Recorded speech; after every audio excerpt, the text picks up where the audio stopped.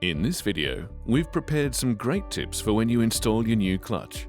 Make sure you diagnose the clutch malfunction before you replace it.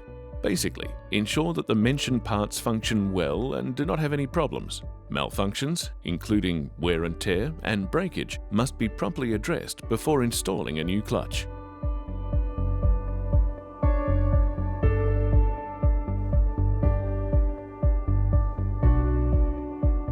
Now's the time to install. When fitting the clutch, mind the shaft splines, clutch disc and bell housing. Make sure all surfaces are clean and degreased, that the clutch disc slides freely on the shaft. Lightly grease the shaft splines with high temperature grease. Be careful not to use too much, as this may lead to contamination of the clutch plate or disc. Ensure the bearing carrier functions properly.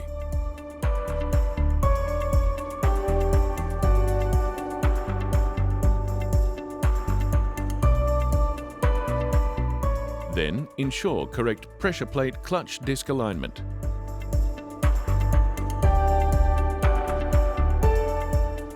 Do not use air tools to install a clutch cover assembly. Bolts must be torqued correctly to ensure proper operation.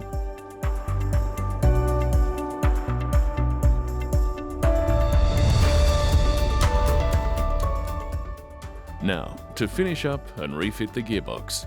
Keep in mind that clutch taking up as close as possible to the floor prevents clutch shudder, and the installation of the new clutch has changed the position of the diaphragm tip.